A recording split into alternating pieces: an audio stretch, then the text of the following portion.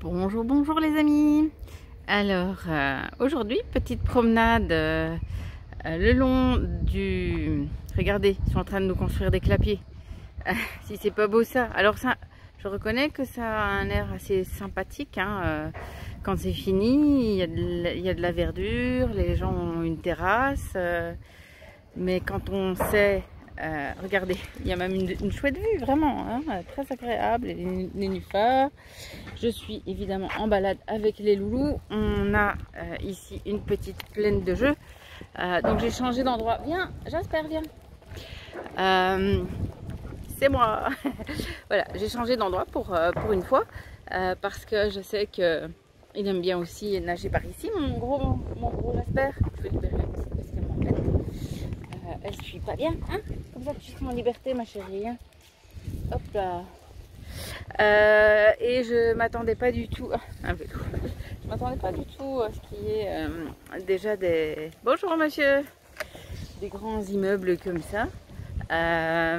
Et ça me ramène directement à mon autre vidéo que j'ai faite avant-hier et qui probablement ne passera pas sur YouTube et que je vais devoir recommencer parce que j'ai prononcé des mots interdits.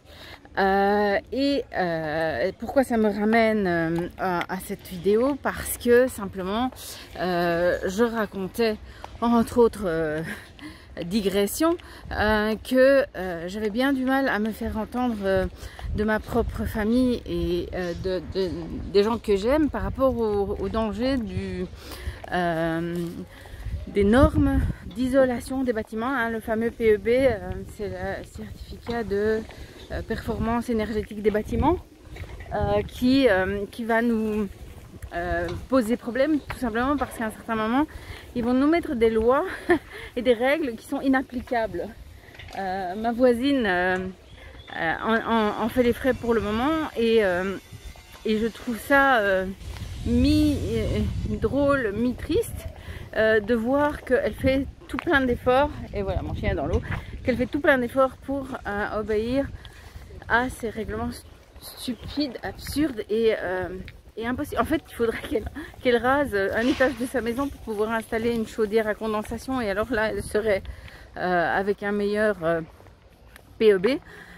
Et donc voilà. Donc je parlais de ça et du consentement. Et je referai une vidéo à propos du consentement parce que je n'ai pas été assez prudente dans les termes que j'utilise. Et vous savez bien que la censure bat son plein. Regardez ce qui se passe avec Pavel Durov, le fondateur de Telegram, qui vient d'être arrêté en France, alors que la France lui avait donné la nationalité, cette nationalité, parce que ça les arrangeait bien quand il avait les mêmes problèmes du côté russe. Et je crois que c'est en 2018, le journal Le Monde avait titré que Pavel Durov était un grand résistant et que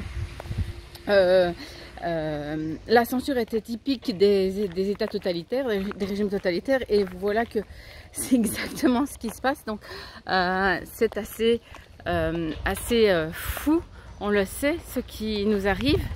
Ah, il y a la petite qui on voit là derrière moi. Et ça, je trouve que ça va vite. Et donc je dois apprendre à être plus prudente avec les mots que j'utilise. Et ça me fait faire cette vidéo-ci. Désolée pour le bruit. J'avais pas prévu ça. Honnêtement, sur ma gauche, c'est affreux. Bruyant, moche. C'est nos futurs logements, ça. Youpi, nos clapiers. Et de l'autre côté, c'est magnifique. La nature est toute belle. Et j'entends je devine le bruit de la cascade de Senef, qui est là encore, je l'espère, pour longtemps. Donc me voilà de retour d'un week-end de salon littéraire. Alors j'en fais plus beaucoup, simplement parce que la population que je rencontre là n'est pas prête à lire les livres que je présente aujourd'hui. Les gens sont en quête, et tant mieux, les gens cherchent encore à lire. Donc évidemment c'est un public particulier, on est bien d'accord, tout le monde ne va pas chercher des livres, mais il y a encore des gens qui aiment ça et dans ces cas-là, mais ils ont plutôt envie de découvrir des livres qui les relaxent, qui les amusent ou qui les font frissonner, plutôt que de lire des livres sur le totalitarisme mondial. Ah, il y a des vélos, ma puce, elle est comme toujours aussi vulnérable puisqu'elle est sourde. Ça va, elle se tient le long de la route. Ok. Et donc, j'ai, par rapport à l'an dernier, eu une expérience totalement différente. C'est un salon où je vais tous les ans dans le Grand Est en France, parce que c'est un salon organisé par des gens que j'aime énormément, des amis du moment, du temps où j'étais uniquement désireuse quelque part de trouver ma place et trouver frayer mon chemin dans le monde de la littérature à côté de la médecine. Et donc voilà que l'an dernier je vis vraiment une expérience de honnêtement j'ai vécu ça comme une expérience de désolation. J'étais seule au monde là-dedans. Mes amis étaient très occupés parce que quand vous organisez quelque chose comme ça, c'est un grand événement, vous n'êtes pas dispo. Et puis on n'avait pas du tout réussi à se connecter à la même réalité, à avoir une vision commune du monde. C'était très difficile. Ça avait été un peu chaud même sur la guerre Russie-Ukraine. Et donc j'avais vraiment eu cette sensation de désolation. J'avais d'ailleurs rien vendu. C'est pas compliqué, j'avais rien vendu. Et j'en m'en étais ouverte sur Facebook au retour en disant combien j'avais été triste et désemparée de me sentir comme ça seule au monde. Ben dis donc, on a encore des travaux là. Ils vont faire vraiment beaucoup de logements sociaux. Hein. Et j'avais vendu des livres sur la route du retour, ça c'est rigolo quoi. J'avais eu des commandes sur Facebook alors que j'avais eu rien du tout en présence physique. Et donc cette année, j'y allais un peu, pas à reculons, parce que j'étais contente, je m'étais mieux organisée, j'allais voir mes amis plus longtemps puisque j'y allais la veille, donc j'étais quand même très contente de les revoir. Parce que je pense qu'en amitié on peut parler de tout, y compris des sujets qui fâchent. Et donc je m'étais dit, un an après, on va peut-être aborder, on n'est pas obligé de parler non plus de Russie-Ukraine, hein, on est bien d'accord, mais du reste, le reste était délicat aussi. Et je m'étais dit, on va tout simplement pas aborder ça et on va se retrouver la chaleur de l'amitié, etc. Mais j'avais quand même dans mes cartons 2 livres récents, plus le livre du collectif Où est mon cycle. Donc j'avais bien sûr mes romans Morganza, Origine et Pépites et Bulles givrées, que je vous recommande de lire, n'est-ce pas? N'hésitez pas à m'envoyer un petit, à me mettre un petit commentaire si ça vous intéresse. Je vous mettrai les liens pour les commander. J'avais aussi dans mes cartons le livre du collectif Où est mon cycle, mais aussi Corruption et fraude dans la crise Covid depuis 2020. Et l'autre livre, c'est un autre regard sur le Covid-19. Donc j'avais quand même des livres polémiques. Et je savais pas du tout comment je serais reçue.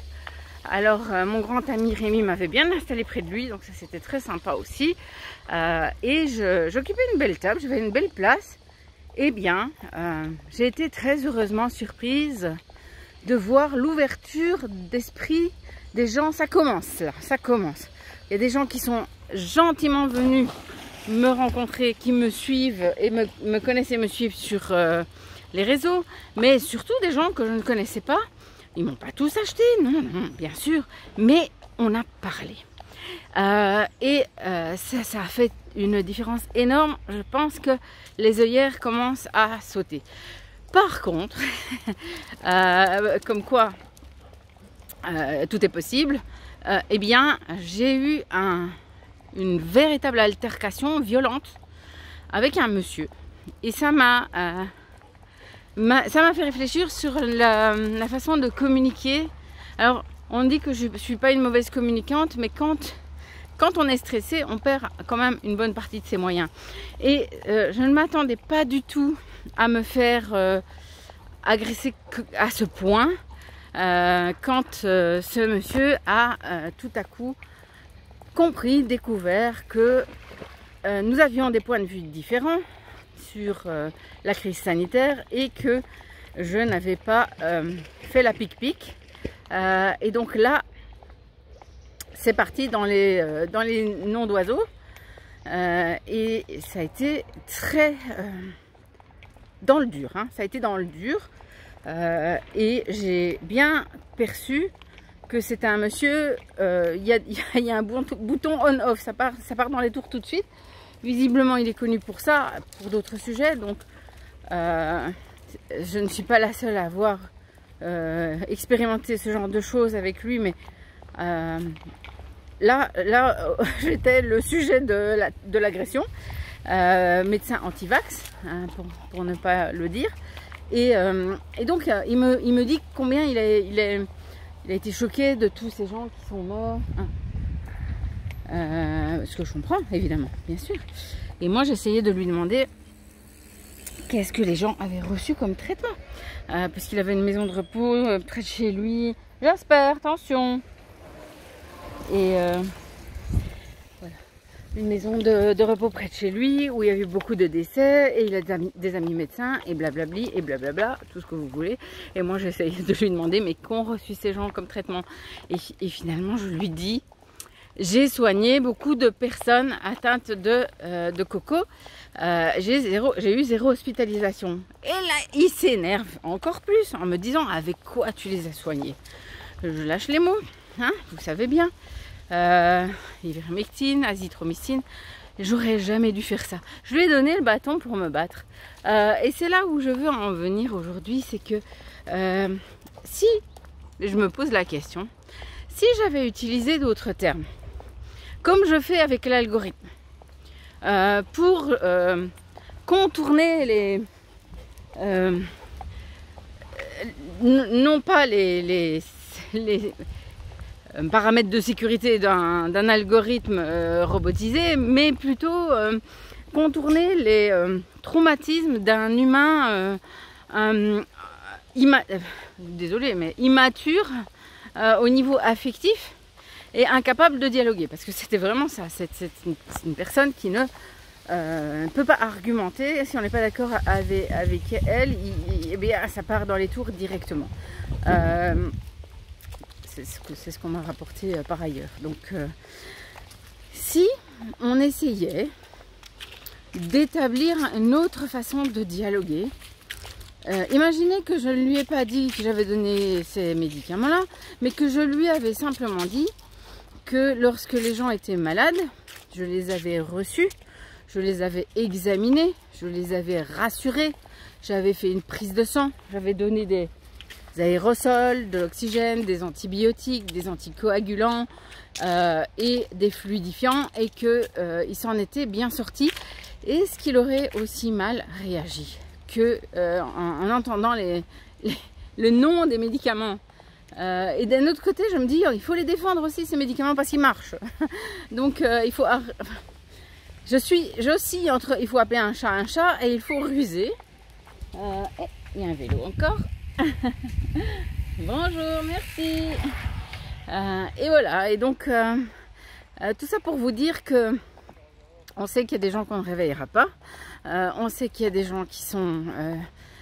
capables de grande violence quand ils se sentent en danger. Là, en fait, il était en danger d'effondrement psychique. Si je le mettais en difficulté par rapport à son récit je fais demi-tour. Son récit de tout à l'injection parce qu'il n'y a pas de solution, et que je lui montrais que en fait ses amis médecins, ils n'ont pas soigné les gens, ils les ont laissés mourir, et que tous ces pauvres petits vieux dont il a vu les cercueils auraient pu être sauvés. Vous imaginez la violence. En fait, je lui ai foutu une trouille monstrueuse à ce monsieur, sans le vouloir. Et en miroir, moi j'ai eu peur. J'ai pas eu peur qu'il me frappe, non, Mais ça a, dans mon inconscient, réveillé des fantômes qui sont venus me hanter parce que mon second époux a quand même essayé de me tuer à moto. Et donc, depuis, je faisais des terreurs nocturnes, ça m'était un peu passé. Et paf, j'en ai fait une cette nuit-là, dans la nuit de samedi à dimanche. C'est très parlant, hein, notre inconscient, il n'oublie jamais rien. Hein. Et voilà, donc c'est peut-être pas, de nouveau, c'est peut-être une vidéo qui n'est pas essentielle, mais qu'est-ce qui est essentiel dans ce monde? On se souvient, non essentiel de Grand Corps Malade, non essentiel de nos experts. Tomber amoureux, c'est pas essentiel. Lire, c'est pas essentiel. Rencontrer les autres, c'est pas essentiel. Se promener dans les bois, c'est pas essentiel. Respirer au bord du canal et regarder les petits canards, c'est pas essentiel. Parlez-en à mon chien. Il a disparu, je ne sais où, dans la pampa, et il va réapparaître tout dégueu. Voilà, donc je tâcherai de vous refaire une vidéo correcte sur le consentement et vous la postez, mais donc elle sera je sais pas quoi, elle sera disponible un petit peu plus tard, il faudra patienter. En attendant, vous le savez, je vous aime beaucoup. Si je partage mes réflexions, mes ruminations avec vous, eh bien c'est aussi parce que d'abord je suis dans les mêmes questionnements que vous, je suis dans les mêmes difficultés que vous, et je trouve que c'est pas mal finalement après je lis vos commentaires, hein, donc c'est pas mal d'essayer de trouver un autre chemin vers ceux qui sont encore bloqués comme le hamster dans sa cage à tourner dans la peur de 2020, pour arriver à au moins refaire le lien. Peut-être, sans doute qu'avec ces gens-là on ne sera jamais d'accord, mais au moins refaire le lien, ça me paraît indispensable, parce que nous devons vivre dans cette société avec tout le monde, et que nous sommes tous embarqués dans la même galère. On aura besoin de toutes les bonnes volontés, et donc voilà, je trouvais que c'était, et puis comme ça vous me faites une petite balade avec moi, que c'était peut-être pas inutile qu'on en discute et qu'on en papote, et puis que je vous dise aussi que ça s'ouvre, les esprits s'ouvrent, pas tous, mais les esprits s'ouvrent, et les curiosités s'aiguisent. Voilà, c'est toujours très très bien quand l'humain fait preuve de curiosité. Donc à tout bientôt pour une autre balade ou une autre réflexion dans mon bureau. Je vous embrasse tous et ciao. Stay safe, comme dit Miazikin. Au revoir.